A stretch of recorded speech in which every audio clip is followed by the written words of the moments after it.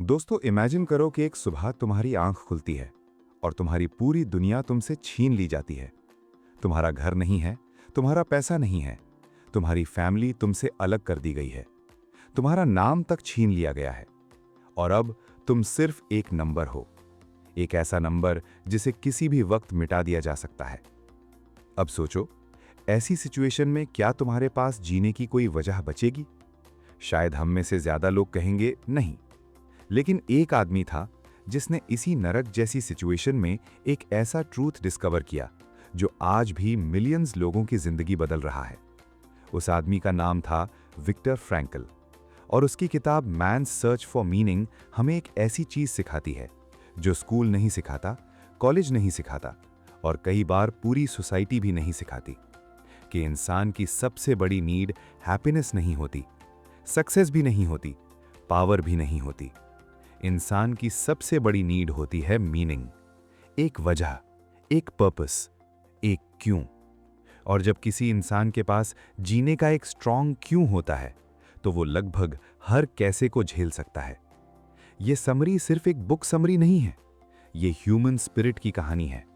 ये एक ऐसे इंसान की जर्नी है जो दुनिया के सबसे खतरनाक कॉन्सेंट्रेशन कैंप्स में रहा, लेकिन फिर भी उसने होप को मरने नहीं दिया। चलिए शुरू करते हैं। यूरोप में वर्ल्ड वॉर चल रही थी। नाजीज अपनी पावर के पीक पर थे और हजारों नहीं, लाखों लोगों को कॉन्सेंट्रेशन कैंप्स भेजा जा रहा था। विक्टर फ्रैंकल एक साइकाइट्रिस्ट था। उसकी लाइफ अच्छी चल रही थी। उसके पास करियर था, रिस्पेक्ट थी, फैमिली थी, सपने थे। लेकिन एक दिन सब कुछ बदल गया। उससे और उसके परिवार को पकड़कर कॉन्सेंट्रेशन कैंप भेज दिया गया। जब वो कैंप पहुंचा, उसे अपने सारे कपड़े देने पड़े, उसका सामान ले लिया गया, उसकी पर्सनल चीजें छीन ली गईं और सबसे शॉकिंग बात, उसकी एक साइंटिफिक मैन्यूस्क्रिप्ट भी छीन ली गई।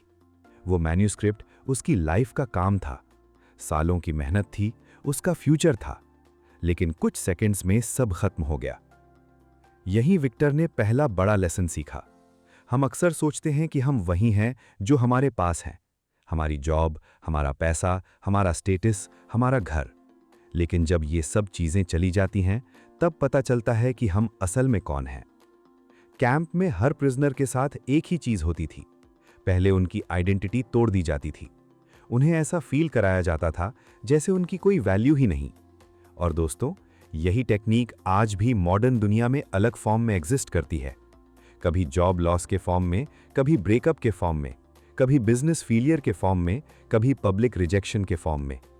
लाइफ कई बार तुम्हारी आइडेंटिटी को चैलेंज करती है और उस वक्त सबसे इंपॉर्टेंट सवाल होता है, अगर सब कुछ चला जाए तो क्या मैं फिर भी जी सकता हूं? कैंप में विक्टर ने देखा कि लोग 3 स्टेजेस से गुजरते थे। पहला स्टेज था शॉक। जब कोई नया प्रिजनर कैंप में आता था, उसे यकीन ही नहीं होता था कि यह सब उसके साथ हो रहा है। उसका दिमाग रियलिटी को एक्सेप्ट नहीं करता था। वो सोचता था कि शायद यह सब टेम्पररी है, शायद कल सब ठीक हो जाएगा, शायद कोई मिरेकल हो जाएगा। ये बिल्कुल वैसे ही है जैसे लाइफ में कोई बड़ा क्राइसिस आता है। पहले कुछ दिन हम डिनाई करते हैं, हम बिलीव नहीं कर पाते, हम सोचते हैं कि ये सच नहीं हो सकता। लेकिन धीरे धीरे रियलिटी सामने आ जाती है और फिर शुरू होता है असली टेस्ट। कैंप की कंडीशंस अनइमेजिनेबल थीं। बहुत कम खाना, extreme cold, constant fear, brutal treatment और हर दिन डेथ का सामना। लेकिन विक्टर ने एक अजीब चीज नोटिस की। सब लोग सेम सिचुएशन में थे, लेकिन सब लोग सेम तरह से रिएक्ट नहीं कर रहे थे। कुछ लोग मेंटली कोलैप्स कर रहे थे और कुछ लोग सरप्राइजिंग स्ट्रेंथ दिखा रहे थे। क्वेश्चन ये था, डिफरेंस क्या था? आखिर कुछ लोग सरवाइव कैसे कर रहे थे? विक्टर ने ऑब्जर्व करना शुरू किया और धीरे धीरे उसे एक पैटर्न नजर आया। जो लोग फ्यूचर में किसी चीज का इंतजार कर रहे थे, उनके सरवाइव करने के चांसेस ज्यादा थे। किसी को अपनी वाइफ से मिलना था, किसी को अपने बच्चों के पास वापस जाना था, किसी को अपनी लाइफ का मिशन कंप्लीट करना था, किसी को कोई इंपॉर्टेंट काम खत्म करना था। इन सब लोगों के पास एक वजह थी, एक पर्पस था और वही पर्पस उन्हें जिंदा रखता था। एक प्रिजनर था जो हर रोज फ्यूचर के सपने देखता था। वो इमेजिन करता था कि एक दिन वो कैंप से बाहर निकलेगा, अपने घर जाएगा, अपनी फैमिली को गले लगाएगा और नॉर्मल लाइफ जिएगा। ये इमेजिनेशन उसके लिए फ्यूल बन गई। उसके पास फिजिकली कुछ नहीं था, लेकिन मेंटली उसके पास एक फ्यूचर था। और कई बार फ्यूचर की एक छोटी सी होप भी प्रेजेंट की अनबेरेबल सफरिंग को बेरेबल बना देती है। यहां विक्टर एक बहुत पावरफुल आइडिया इंट्रोड्यूस करता है। इंसान को प्लेजर की जरूरत नहीं होती सर्वाइव करने के लिए, इंसान को मीनिंग की जरूरत होती है। आज हमारी सोसाइटी हमें लगातार ये मैसेज देती है कि हैप्पीनेस ही अल्टीमेट गोल है। खुश रहो, एंजॉय करो, कंफर्टेबल रहो। लेकिन रियलिटी कुछ और है। अगर सिर्फ हैप्पीनेस ही गोल होती तो कॉन्सेंट्रेशन कैंप्स में कोई सर्वाइव नहीं करता, क्योंकि वहां हैप्पीनेस नाम की कोई चीज ही नहीं थी। फिर भी लोग सर्वाइव कर रहे थे। क्यों? क्योंकि उनके पास मीनिंग था, और मीनिंग हैप्पीनेस से कहीं ज्यादा पावरफुल होता है। सोचो एक मदर को, वो रात भर जागकर अपने बच्चे की केयर करती है, थक जाती है, स्ट्रेस होता है, कंफर्ट नहीं मिलता, लेकिन फिर भी वो करती है। क्यों? क्योंकि उसमें मीनिंग है। सोचो एक एंटरप्रेन्योर को, वो सालों तक स्ट्रगल करता है, फेलियर्स फेस करता है, फाइनेंशियल प्रेशर झेलता है, लेकिन फिर भी कंटिन्यू करता है। क्यों? क्योंकि उसके मिशन में मीनिंग है। मीनिंग इंसान को वो स्ट्रेंथ देता है जो कंफर्ट कभी नहीं दे सकता। कैंप में विक्टर ने एक और शॉकिंग ऑब्जर्वेशन की। कुछ लोग फिजिकली स्ट्रांग थे, हेल्दी थे, लेकिन मेंटली टूट गए। और कुछ लोग फिजिकली वीक थे, लेकिन मेंटली स्ट्रांग रहे। ये देखकर उसने समझा कि सर्वाइवल सिर्फ बॉडी का गेम नहीं है, सर्वाइवल माइंड का गेम है। और माइंड को चलाने वाली सबसे पावरफुल चीज है पर्पस। एक दिन कैंप में एक प्रिजनर ने विक्टर से कहा, मेरे पास जीने की कोई वजह नहीं बची। यह सेंटेंस सिंपल लग सकता है, लेकिन विक्टर के हिसाब से यह सबसे डेंजरस सेंटेंस है जो कोई इंसान बोल सकता है। क्योंकि जब इंसान अपना पर्पस खो देता है, तब उसकी एनर्जी खत्म होने लगती है, उसकी मोटिवेशन खत्म होने लगती है, उसकी होप खत्म होने लगती है, और धीरे धीरे उसका जीने का रीजन भी खत्म होने लगता है। आज के ज़माने में भी बहुत लोग इसी प्रॉब्लम से स्ट्रगल करते हैं।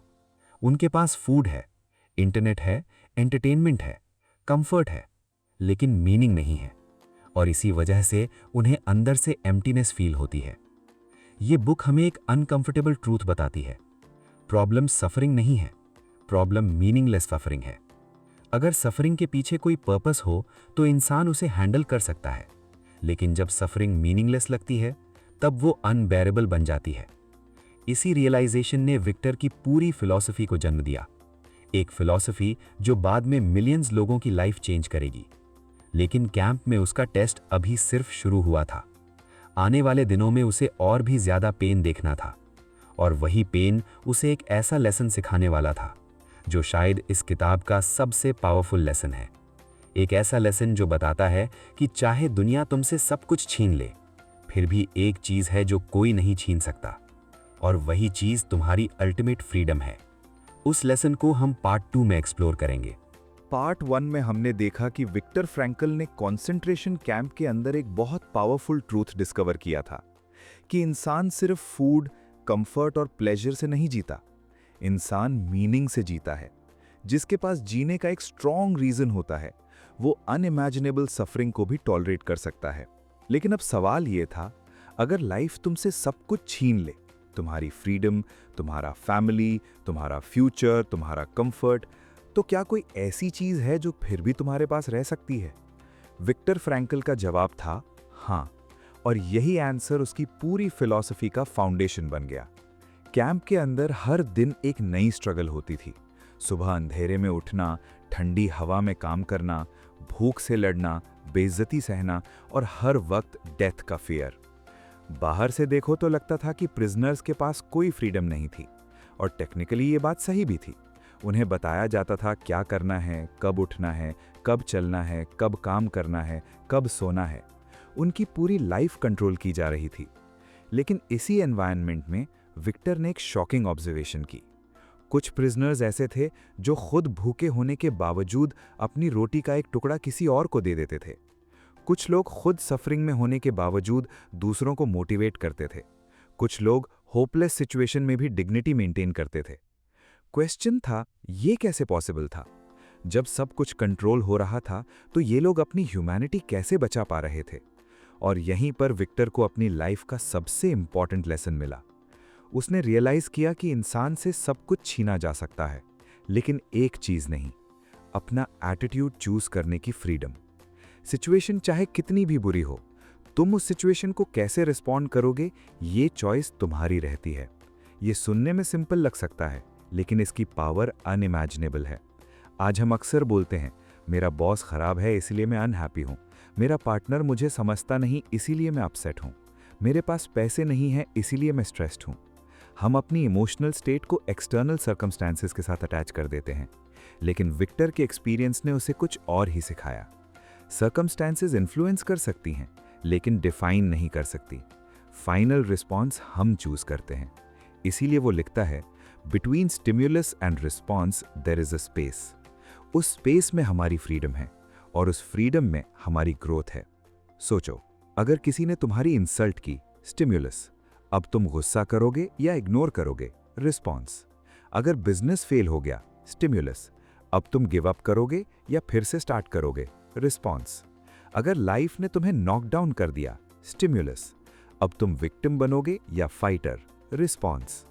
इसी छोटी सी स्पेस में पूरी जिंदगी की डायरेक्शन छुपी होती है। कैंप के अंदर विक्टर ने देखा कि जो लोग अपनी इनर फ्रीडम को प्रोटेक्ट कर पाए, वही मेंटली सर्वाइव कर पाए। बाकी लोग धीरे धीरे अंदर से टूट गए। लेकिन यहां एक और इंपॉर्टेंट लेसन आता है, होप। आजकल होप को लोग वीक चीज समझते हैं, लेकिन विक्टर के अकॉर्डिंग होप सर्वाइवल का वेपन है। उसने ऑब्जर्व किया कि जब कोई प्रिजनर अपने फ्यूचर पर बिलीव करना छोड़ देता था, तो उसकी फिजिकल कंडीशन भी रैपिडली डिक्लाइन होने लगती थी। एक इंसिडेंट उसने डिस्क्राइब किया। एक प्रिजनर को स्ट्रॉन्ग फीलिंग थी कि एक स्पेसिफिक डेट तक वॉर खत्म हो जाएगी और सब फ्री हो जाएंगे। वो उस डेट का वेट करता रहा, लेकिन जब वो डेट आई और कुछ नहीं हुआ, उसकी होप कोलैप्स हो गई और कुछ ही दिनों में उसकी हेल्थ भी कोलैप्स हो गई। यहां पॉइंट डेट नहीं था, पॉइंट होप था। जब माइंड सरेंडर करता है, बॉडी भी उसका फॉलो करती है। और ये सिर्फ कैंप्स में नहीं होता, रियल लाइफ में भी होता है। कई लोग फिजिकली हेल्दी होते हैं, लेकिन मेंटली होपलेस होते हैं। उनके पास डायरेक्शन नहीं होती, पर्पस नहीं होता, फ्यूचर का विजन नहीं होता और धीरे धीरे उनकी एनर्जी ड्रेन होने लगती है। इसीलिए विक्टर कहता है कि फ्यूचर की तरफ देखना बहुत इंपॉर्टेंट है। फ्यूचर सर्टेनिटी नहीं देता, लेकिन फ्यूचर पॉसिबिलिटी देता है, और कई बार पॉसिबिलिटी ही इनफ होती है। कैंप के सबसे डिफिकल्ट मोमेंट्स में विक्टर एक एक्सरसाइज करता था। वो इमेजिन करता था कि एक दिन वो स्टेज पर खड़ा होगा और लोगों को कॉन्सेंट्रेशन कैंप के साइकोलॉजिकल लेसन्स एक्सप्लेन करेगा। सोचो, जब वो नरक जैसी सिचुएशन में था, तब भी वो फ्यूचर इमेजिन कर रहा था। वो अपनी सफरिंग को एक मिशन में कन्वर्ट कर रहा था, और इसी वजह से सफरिंग उसे कंप्लीटली डिस्ट्रॉय नहीं कर पाई। ये लेसन बहुत पावरफुल है। लाइफ में जब भी पेन आए, खुद से पूछो, मैं इस एक्सपीरियंस को किस मीनिंग में कन्वर्ट कर सकता हूँ? फेलियर को लेसन में, हार्ट ब्रेक को मैच्योरिटी में, लॉस को विजडम में, पेन को पर्पस में। क्योंकि सफरिंग खुद पावरफुल नहीं होती, मीनिंग उसे पावरफुल बनाता है। अब विक्टर एक और एक्स्ट्राऑर्डिनरी टॉपिक डिस्कस करता है, लव। कैंप के अंदर जब उसके पास प्रैक्टिकली कुछ भी नहीं बचा था, तब भी एक चीज थी जो उसे स्ट्रेंथ देती थी, उसकी वाइफ की याद। कई बार काम करते वक्त वो मेंटली अपनी वाइफ के बारे में सोचता था, उसका फेस इमेजिन करता था, उसकी स्माइल इमेजिन करता था। उसे पता भी नहीं था कि वो जिंदा है या नहीं, लेकिन फिर भी उसका लव रियल था, और उस लव ने उसे सर्वाइव करने की स्ट्रेंथ दी। यहाँ विक्टर एक प्रोफाउंड ट्रूथ बताता है, लव सिर्फ फिजिकल प्रेजेंस नहीं है, लव एक स्पिरिचुअल कनेक्शन है। जब तुम किसी को डीपली लव करते हो, तो वो तुम्हारी कॉन्शियसनेस का हिस्सा बन जाता है, और वो कनेक्शन सर्कमस्टांसेस से बड़ा हो जाता है।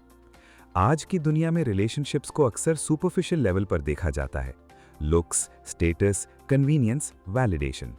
लेकिन विक्टर के एक्सपीरियंस ने दिखाया कि ट्रू लव इनसे बहुत ऊपर है। ट्रू लव किसी इंसान की सोल को देखने की एबिलिटी है, और जब तुम किसी सोल से कनेक्ट करते हो, तो वो कनेक्शन एक्स्ट्राऑर्डिनरी स्ट्रेंथ बन सकता है। कैंप के अंदर एक और चीज थी जो प्रिजनर्स को सर्वाइव करने में हेल्प करती थी, ह्यूमर। जी हाँ, ह्यूमर। ये सुनकर स्ट्रेंज लग सकता है, लेकिन विक्टर कहता है कि कई बार prisoners deliberately funny situations imagine करते थे। वो फ्यूचर के फनी मोमेंट्स के बारे में सोचते थे, एक दूसरे के साथ जोक्स शेयर करते थे। क्यों? क्योंकि ह्यूमर टेम्पररीली सफरिंग के ऊपर उठने का चांस देता है। आज भी जब हम स्ट्रेस में होते हैं और अचानक किसी बात पर हंस देते हैं तो कुछ सेकंड्स के लिए बर्डन हल्का लगता है। ह्यूमर रियलिटी को रिमूव नहीं करता, लेकिन रियलिटी को हैंडल करने की स्ट्रेंथ देता है। और फिर आता है एक लेसन जो शायद सबसे अनकंफर्टेबल है। सफरिंग अनअवॉइडेबल है। आज की सेल्फ हेल्प कल्चर हमें सिखाती है कि सफरिंग को एलिमिनेट करो, स्ट्रेस एलिमिनेट करो, पेन एलिमिनेट करो, डिस्कंफर्ट एलिमिनेट करो। लेकिन विक्टर कहता है ये इम्पॉसिबल है। लाइफ का पार्ट ही सफरिंग है। क्वेश्चन ये नहीं है कि सफरिंग आएगी या नहीं, क्वेश्चन ये है कि जब सफरिंग आएगी तब तुम उसे कैसे फेस करोगे। अगर सफरिंग अवॉइड नहीं की जा सकती तो उसमें मीनिंग फाइंड किया जा सकता है। यही ह्यूमन ग्रेटनेस है, यही ह्यूमन करेज है, यही ह्यूमन डिग्निटी है।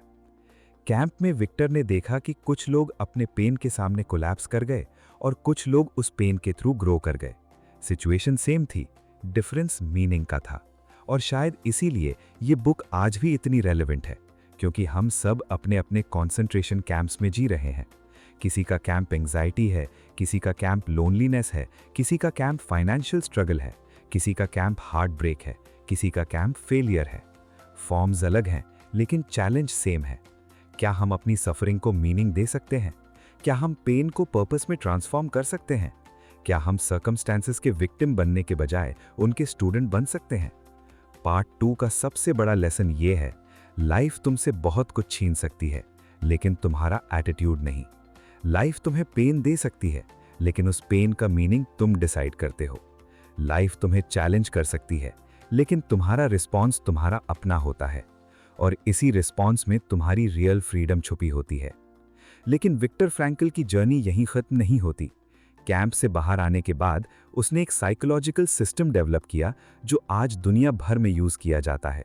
एक सिस्टम जो बताता है कि मीनिंग एग्जैक्टली कैसे फाइंड किया जाए, और सबसे इंपॉर्टेंट, अगर लाइफ कंप्लीटली मीनिंगलेस लगने लगे तब भी पर्पस कैसे डिस्कवर किया जाए। इसी लाइफ चेंजिंग फ्रेमवर्क को हम पार्ट 3 में एक्सप्लोर करेंगे। दोस्तों, पार्ट 1 और पार्ट 2 में हमने विक्टर फ्रैंकल की एक्स्ट्राऑर्डिनरी जर्नी देखी। एक ऐसा इंसान जो दुनिया के सबसे ब्रूटल कॉन्सेंट्रेशन कैंप्स में रहा, जिसने अपनी फैमिली को खोया, अपनी फ्रीडम को खोया, अपनी पुरानी लाइफ को खोया, लेकिन फिर भी एक ऐसी चीज डिस्कवर की जो उसे तोड़ नहीं पाई, मीनिंग। उसने रियलाइज किया कि इंसान की सबसे बड़ी नीड हैप्पीनेस नहीं है, सक्सेस नहीं है, कंफर्ट नहीं है, मीनिंग है। लेकिन अब सबसे इंपॉर्टेंट सवाल आता है, आखिर मीनिंग मिलता कैसे है?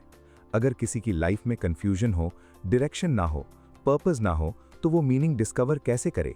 इसी क्वेश्चन का आंसर विक्टर फ्रैंकल ने अपनी साइकोलॉजिकल अप्रोच में दिया, जिसे लोगोथेरेपी कहा जाता है, और यही इस किताब का हार्ट है। फ्रैंकल के अकॉर्डिंग लाइफ का पर्पस हमसे बाहर नहीं है। लाइफ हर मोमेंट हमसे एक क्वेश्चन पूछ रही होती है, और हम अपनी एक्शंस के थ्रू उसका आंसर देते हैं। अक्सर लोग पूछते हैं, मेरी लाइफ का मीनिंग क्या है? लेकिन फ्रैंकल कहता है कि ये क्वेश्चन उल्टा है। सही क्वेश्चन है, लाइफ मुझसे क्या एक्सपेक्ट कर रही है? ये पर्सपेक्टिव सब कुछ चेंज कर देता है, क्योंकि जब हम मीनिंग को ढूंढने निकलते हैं तो हम कंफ्यूज हो जाते हैं, लेकिन जब हम पूछते हैं कि इस मोमेंट में मेरी रिस्पॉन्सिबिलिटी क्या है, तो डायरेक्शन क्लियर होने लगती है। फ्रैंकल के अकॉर्डिंग मीनिंग पाने के 3 मेजर रास्ते हैं। पहला रास्ता है क्रिएटिंग समथिंग, कुछ वैल्यूएबल क्रिएट करना, कुछ कंट्रीब्यूट करना, कुछ बिल्ड करना। ये एक बिजनेस हो सकता है, एक बुक हो सकती है, एक आर्ट पीस हो सकता है, एक यूट्यूब चैनल हो सकता है, एक इन्वेंशन हो सकती है, एक मिशन हो सकता है। इंसान को डीपली सेटिस्फाई तब फील होता है जब उसे लगता है कि वो दुनिया में कुछ मीनिंगफुल कंट्रीब्यूट कर रहा है। आज बहुत लोग सिर्फ कंजम्पशन मोड में जीते हैं, वीडियोस कंज्यूम करते हैं, कंटेंट कंज्यूम करते हैं, एंटरटेनमेंट कंज्यूम करते हैं, लेकिन क्रिएट नहीं करते, और इसी वजह से अंदर एक एम्प्टीनेस रह जाती है। क्रिएशन मीनिंग देता है, कंट्रीब्यूशन मीनिंग देता है, रिस्पॉन्सिबिलिटी मीनिंग देती है। सोचो, अगर तुम्हारा चैनल किसी एक इंसान की लाइफ बेटर बना दे, तो तुम सिर्फ कंटेंट क्रिएट नहीं कर रहे, तुम मीनिंग क्रिएट कर रहे हो। दूसरा रास्ता है experiencing something meaningful, particularly love. Frankl कहता है कि लव ह्यूमन एग्जिस्टेंस की हाईएस्ट एक्सपीरियंसेस में से एक है। जब हम किसी इंसान को डीपली अंडरस्टैंड करते हैं, उसकी सोल को देखते हैं, उसकी पोटेंशियल को अप्रिशिएट करते हैं, तो हमें मीनिंग मिलता है। और ये सिर्फ रोमांटिक लव तक लिमिटेड नहीं है। पेरेंट्स का लव, फ्रेंड्स का लव, ह्यूमैनिटी के लिए कंपैशन, ये सब मीनिंग के सोर्सेज हैं। आज की फास्ट पेस दुनिया में लोग कनेक्शन लूज कर रहे हैं, फॉलोअर्स बढ़ रहे हैं, लेकिन जेन्युइन रिलेशनशिप्स कम हो रही हैं, और इसी वजह से लोनलीनेस इंक्रीज हो रही है। इंसान को सिर्फ अचीवमेंट्स नहीं चाहिए, कनेक्शन भी चाहिए। सिर्फ सक्सेस नहीं, बिलोंगिंग भी चाहिए। और जब ये बिलोंगिंग मिलती है, लाइफ नेचुरली मीनिंगफुल लगने लगती है। तीसरा और सबसे पावरफुल रास्ता है सफरिंग के प्रति अपना एटीट्यूड चूज करना। फ्रैंकल कहता है कि कई सिचुएशंस ऐसी होती हैं जहां पेन अवॉइड नहीं किया जा सकता। Loss, death, illness, heart break, ageing, इन चीज़ों को कंप्लीटली एलिमिनेट नहीं किया जा सकता, लेकिन इनके प्रति हमारा रिस्पॉन्स हम चूज कर सकते हैं, और वही रिस्पॉन्स मीनिंग क्रिएट करता है। ये कॉन्सेप्ट सुनने में सिंपल लगता है, लेकिन प्रैक्टिकल लाइफ में बहुत पावरफुल है। इमेजिन करो किसी का बिजनेस फेल हो गया। एक इंसान बोलेगा लाइफ अनफेयर है, मैं अनलकी हूं, सब खत्म हो गया। दूसरा इंसान बोलेगा ये पेनफुल है, लेकिन मैं इससे सीखूंगा, मैं स्ट्रॉन्गर बनूंगा। Same event, different meaning, different future. Frankl के अकॉर्डिंग सफरिंग ऑटोमेटिकली नोबल नहीं बन जाती, लेकिन जब सफरिंग को करेज के साथ फेस किया जाता है तब वो मीनिंगफुल बन सकती है, और यही ह्यूमन ग्रेटनेस है। अब फ्रैंकल एक और डेंजरस प्रॉब्लम के बारे में बात करता है, एग्जिस्टेंशियल वैक्यूम। ये एक साइकोलॉजिकल एम्प्टीनेस है। आज की मॉडर्न वर्ल्ड की सबसे कॉमन प्रॉब्लम्स में से एक है। बहुत लोग सुबह उठते हैं, काम पर जाते हैं, घर आते हैं, फोन स्क्रॉल करते हैं, सोते हैं, और फिर वही साइकिल रिपीट होती है। सब कुछ नॉर्मल लगता है, लेकिन अंदर एक क्वेश्चन रहता है, मैं ये सब क्यों कर रहा हूँ? इसका पॉइंट क्या है? यही एग्जिस्टेंशियल वैक्यूम है। मीनिंग की कमी, पर्पस की कमी, डायरेक्शन की कमी। और जब इंसान इस वैक्यूम को फील करता है तो वो उसे फिल करने की कोशिश करता है, कभी एंडलेस एंटरटेनमेंट से, कभी एडिक्शन से, कभी वैलिडेशन से, कभी स्टेटस से, कभी डिस्ट्रैक्शन से। लेकिन प्रॉब्लम सॉल्व नहीं होती, क्योंकि प्रॉब्लम बोर्डम नहीं है, प्रॉब्लम मीनिंग की कमी है। और मीनिंग कोई एक्सटर्नल ऑब्जेक्ट नहीं दे सकता, मीनिंग डिस्कवर करना पड़ता है। फ्रैंकल कहता है कि हर इंसान यूनिक है, इसलिए हर इंसान का मीनिंग भी यूनिक है। किसी और का पर्पस कॉपी नहीं किया जा सकता। तुम्हारा मिशन तुम्हें खुद डिस्कवर करना होगा, और ये डिस्कवरी अक्सर एक्शन के थ्रू होती है, वेटिंग के थ्रू नहीं। बहुत लोग पर्पस मिलने का वेट करते रहते हैं। फ्रैंकल कहता है act first, meaning often follows action. Responsibility लो, काम शुरू करो, कंट्रीब्यूट करो, सीखो, सर्व करो, और धीरे धीरे मीनिंग रिवील होने लगता है। एक और पावरफुल लेसन जो फ्रैंकल देता है वो है सेल्फ ट्रांसेंडेंस। ये वर्ड थोड़ा कॉम्प्लेक्स लग सकता है, लेकिन इसका मतलब सिंपल है। जितना ज्यादा तुम सिर्फ अपने बारे में सोचोगे, उतना ज्यादा अनहैप्पी रहोगे, और जितना ज्यादा तुम किसी लार्जर पर्पस के लिए जियोगे, उतना ज्यादा फुलफिल्ड फील करोगे। आज बहुत लोग हैप्पीनेस चेज करते हैं, लेकिन हैप्पीनेस डायरेक्टली चेज करने से नहीं मिलती। हैप्पीनेस साइड इफेक्ट है, मीनिंगफुल लाइफ का साइड इफेक्ट। जब तुम किसी मिशन में इन्वॉल्व होते हो, किसी कॉज के लिए काम करते हो, किसी को हेल्प करते हो, कुछ वैल्यूएबल क्रिएट करते हो, तब हैप्पीनेस नेचुरली इमर्ज होती है। लेकिन अगर तुम हैप्पीनेस को डायरेक्टली पकड़ने भागोगे तो वो और दूर भागती रहेगी। ये बिल्कुल शैडो की तरह है, जितना चेज करोगे उतनी दूर लगेगी, लेकिन जब तुम पर्पस की तरफ चलोगे, शैडो खुद साथ आएगी। फ्रैंकल का एक और फेमस आइडिया है, लाइफ का मीनिंग हर सिचुएशन में एग्जिस्ट करता है। हर सिचुएशन में, इवन सफरिंग में, इवन ट्रेजेडी में, इवन लॉस में, चाहे हमें वो तुरंत नजर आए या ना आए। और यही आइडिया मिलियंस लोगों को होप देता है, क्योंकि इसका मतलब है कोई भी सिचुएशन कंप्लीटली होपलेस नहीं है। जब तक लाइफ है तब तक पॉसिबिलिटी है, तब तक मीनिंग है, तब तक पर्पस है। और यही रीजन है कि ये बुक सिर्फ साइकोलॉजी की बुक नहीं है, ये रेजिलियंस की बुक है, होप की बुक है, ह्यूमन स्पिरिट की बुक है। और शायद इसीलिए डेकेड्स बाद भी लोग इसे पढ़ते हैं, क्योंकि हर जनरेशन को मीनिंग की जरूरत होती है। टेक्नोलॉजी चेंज हो सकती है, जॉब्स चेंज हो सकती हैं, सोसाइटी चेंज हो सकती है, लेकिन इंसान की फंडामेंटल नीड सेम रहती है, एक रीजन, एक पर्पस, एक वाई। और जब इंसान अपना वाई डिस्कवर कर लेता है तो वो एक्स्ट्राऑर्डिनरी स्ट्रेंथ डेवलप कर लेता है। आज अगर तुम अपनी लाइफ में स्ट्रगल फेस कर रहे हो तो विक्टर फ्रैंकल का मैसेज सिंपल है, पेन से मत डरो, डिफिकल्टी से मत डरो, चैलेंजेस से मत डरो, बस मीनिंग लूज मत करो। क्योंकि जब मीनिंग बचा रहता है, होप बची रहती है, और जब होप बची रहती है तो पॉसिबिलिटीज भी बची रहती हैं। और शायद इसीलिए फ्रैंकल का सबसे पावरफुल लेसन ये है, लाइफ कभी हमसे पूछना बंद नहीं करती। हर दिन, हर चैलेंज, हर स्ट्रगल, हर अपॉर्चुनिटी, लाइफ हमसे एक सवाल पूछती है और हम अपने एक्शंस के थ्रू जवाब देते हैं। इसलिए सवाल ये नहीं है कि लाइफ से तुम क्या एक्सपेक्ट करते हो, सवाल ये है कि लाइफ तुमसे क्या एक्सपेक्ट कर रही है। और जब तुम उस सवाल का आंसर ढूंढना शुरू कर देते हो, तब तुम मीनिंग के रास्ते पर चल पड़ते हो, और वही रास्ता अल्टीमेटली एक फुलफिल्ड लाइफ की तरफ ले जाता है। अगर आपको मैन सर्च फॉर मीनिंग की ये ऑडियो बुक समरी पसंद आई हो तो वीडियो को लाइक करें और चैनल को सब्सक्राइब जरूर करें। हमारे चैनल ज्ञान ऑडियो पर आपको ऐसी ही पावरफुल बुक्स की डीप ऑडियो बुक समरीज मिलती रहेंगी जो आपकी थिंकिंग, माइंडसेट और लाइफ को ट्रांसफॉर्म कर सकती हैं। कमेंट करके ज़रूर बताएं कि इस बुक का कौन सा लेसन आपको सबसे ज़्यादा इम्पैक्टफुल लगा। और याद रखिए, सर्कमस्टांसेस हमेशा आपके कंट्रोल में नहीं होंगी, लेकिन उन सर्कमस्टांसेस के प्रति आपका रिस्पॉन्स हमेशा आपके कंट्रोल में होगा। मिलते हैं अगली ऑडियो बुक समरी में। तब तक सीखते रहिए, ग्रो करते रहिए और अपनी लाइफ में मीनिंग क्रिएट करते रहिए। ज्ञान audio, knowledge that changes lives.